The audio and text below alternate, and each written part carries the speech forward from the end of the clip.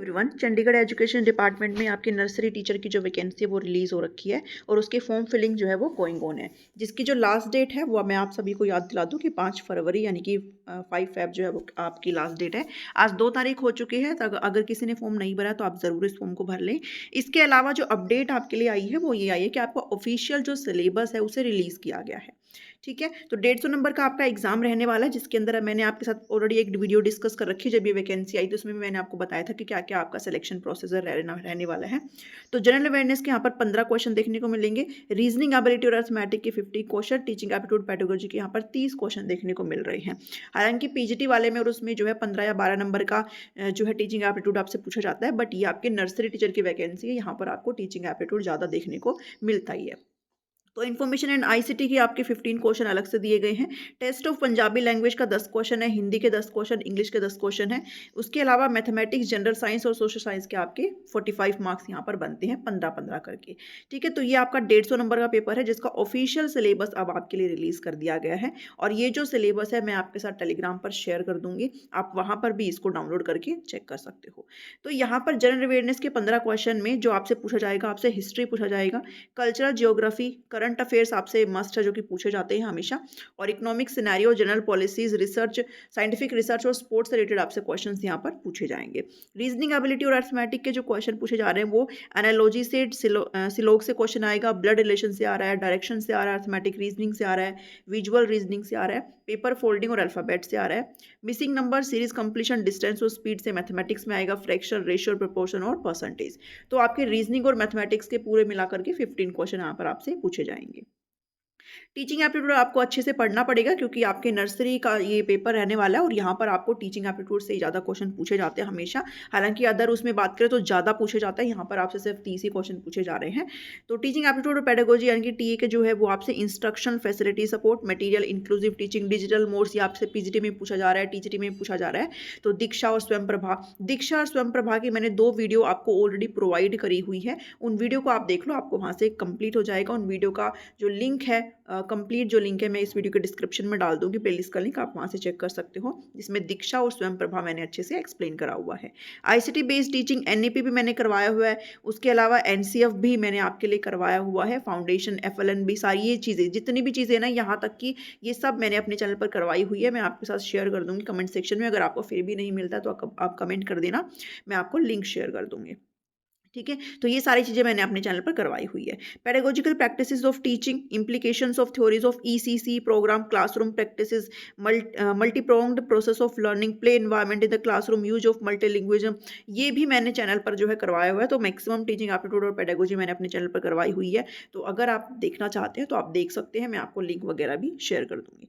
ठीक है, तो ये आपका क्या है, टीचिंग एप्टीट्यूड है। उसके अलावा आईसीटी आपसे पूछा जा रहा है, इंट्रोडक्शन टू कंप्यूटर आपको पता होना चाहिए है, GUI based rating system, elements of word processing, spreadsheets, computer communication, internet, WWW and web browsers, communication, collaboration, making small presentation, ये आपसे 15 क्वेश्चन का पूछा जा रहा है। उसके बाद आपका जो आपकी जो लैंग्वेज है, जिसमें आप पंजाबी देख पा रहे हो, वो सब इसमें सेम रखा गया, आप पढ़ सकते हो यहाँ पर पंजाबी में, हिंदी में और इंग्लिश में, बस आपकी लैंग्वेज बदल जाएगी, बाकी सब चीज़ें यहाँ पर आपकी सेम ही लिखी गई है। ठीक है, एंटोनिम सिनोनिम की बात करी गई है, एक्टिव पैसिव वॉइस की बात करी है, इडियम फ्रेजेस की बात करी गई है, वन वर्ड सब्स्टिट्यूशन की बात करी गई है, तो सभी लैंग्वेज में जो है वो कन्वर्ट कर दिया जाएगा। इसके अलावा मैथ से क्वेश्चन पूछा जा रहा है।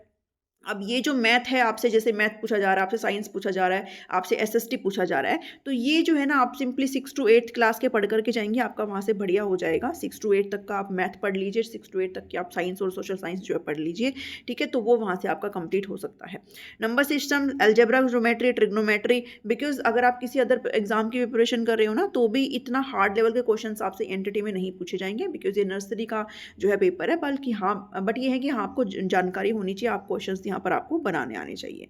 Mensuration, statistics, data handling, ratio, proportion से आएगा, सिमेट्री से आएगा, कंपेयरिंग क्वांटिटीज से आएगा। ठीक है, पावर, स्क्वायर, स्क्वायर रूट से, क्यूब एंड क्यूब रूट से, डायरेक्ट इनवर्स प्रोपोर्शन से, तो ये सभी आप ध्यान में रखना है।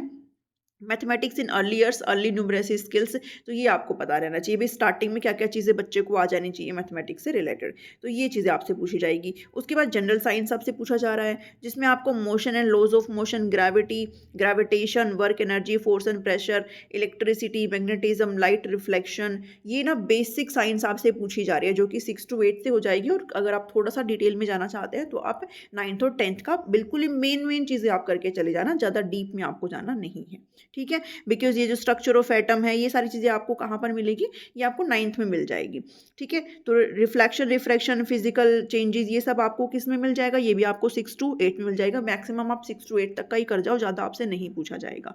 Metal and non metal, digestive, respiratory, circulatory, excretory system, बहुत ही बेसिक चीज़ें हैं ये। Crop production management 8th class में आपको ये मिल जाएगा एनसीईआरटी में, ठीक है। तो आप यही करो बस, 6 to 8 तक की आप साइंस करके चले जाओ, उसके अलावा आपको कुछ नहीं करना है। हालांकि कंप्लीट भी नहीं करना है, जो टॉपिक आपको दिया गया ना वही टॉपिक आपने करना है।